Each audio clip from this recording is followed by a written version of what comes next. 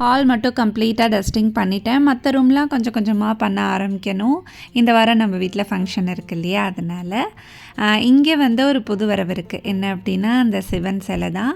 இங்கே வந்து ஒரு புத்தர் பொம்மை வச்சுருந்தேன். அது ஆக்சுவலாக கைப்பட்டு தவறி விழுந்து உடஞ்சி போச்சு.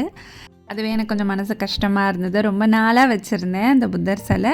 சிவன் சிலை வந்து புதுசாக என்கிட்ட இருந்தது. ஸோ அதை வச்சாச்சு. கிச்சனுக்குள்ளே வந்தோடனே பார்த்திங்கன்னா எனக்கு தலையே சுற்றிடுச்சு. அவ்வளோ வேலை இருக்குது. ஏன்னா இந்த வாரம் பார்த்திங்கன்னா அம்மா, அப்பா, எங்கள் மாமியார் எல்லாருமே வருவாங்க. மாவு இல்லைன்னா நம்மளால் சமாளிக்க முடியாது. அதனால் எக்ஸ்ட்ராவாகவே தோசை, இட்லி எல்லாத்துக்குமே போட்டிருக்கேன்.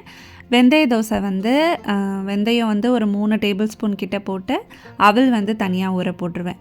வெந்தய தோசைனா கம்ப்ளீட்டாக இது அரிசி தான். ஆனால் கம்பு நான் 2 கப்பு எக்ஸ்ட்ராவாக சேர்ப்பேன். இப்போது 4 கப்பு அரிசி அப்படின்னா அதில் 2 கப்பு வந்து கம்பு போட்டு ஒரு 3/4 டம்ளர் உளுந்து சேர்த்துருவேன். ரொம்ப நல்லாயிருக்கும். அவல்லாம் சேர்த்து அரைக்கும் போது நல்லாவே சாஃப்டாக இருக்கும் தோசை.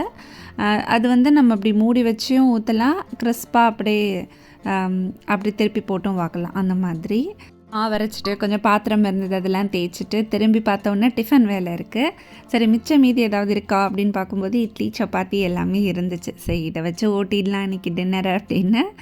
இட்லி மீதம் இருந்துச்சு அப்படின்னா எப்பயுமே இட்லி உப்புமா தான் பண்ணுவேன். இன்றைக்கி சாம்பார் இருக்கிறதுனால ஸ்டீமரில் வந்து நம்ம கொஞ்சம் ஹீட் பண்ணிக்கலாம் அப்படின்ட்டு வச்சுருக்கேன். ஒரு 5 மினிட்ஸ் இருந்தால் போதும். சூடாக அப்படி சாம்பார் ஊற்றி மேலே நெய் ஊற்றி போட்டு கொடுத்தோம் அப்படின்னா மித்தனுக்கு ரொம்ப பிடிக்கும். ஸோ அவங்க 2 பேருக்கும் இட்லி, எங்கள் 2 பேருக்கும் சப்பாத்தி அந்த மாதிரி பண்ணிவிட்டு எல்லாத்தையும் முடிச்சுட்டு ஏற கட்டியாச்சு. கிச்சனையும் கம்ப்ளீட்டாக க்ளீன் பண்ணிட்டேன். சரி, மேட்டெல்லாம் போட்டு விட்டாச்சு. எனக்கு எப்பயுமே அது ஒரு ஹேபிட் இருக்குது. கம்ப்ளீட்டாக கிச்சன் க்ளீன் பண்ணி பெருக்கியும் விட்டுருவேன். காலையில் நமக்கு வந்து பார்க்குறதுக்கும் ரொம்ப பீஸ்ஃபுல்லாக இருக்கும், ரொம்ப ஃப்ரெஷ்ஷாக இருக்கும். எனக்கு இந்த மாதிரி இருந்தால் தான் பிடிக்கும். அதுவும் இந்த சிங்க்லலாம் பாத்திரமே இருந்தால் எனக்கு பிடிக்கவே பிடிக்காது. அது நைட் வந்து கம்ப்ளீட்டாக க்ளீன் பண்ணோம் அப்படின்னா நமக்கு நிம்மதியாக தூங்கலாம். ஸோ நெக்ஸ்ட்டு என்ன அப்படின்னு பார்த்திங்கன்னா, சுமங்கலி பிரார்த்தனையோட ப்ரிப்ரேஷன் தான் வந்து ஆரம்பிக்க போகிறோம். அதுக்கான வீடியோ வரும், மிஸ் பண்ணாமல் பாருங்கள்.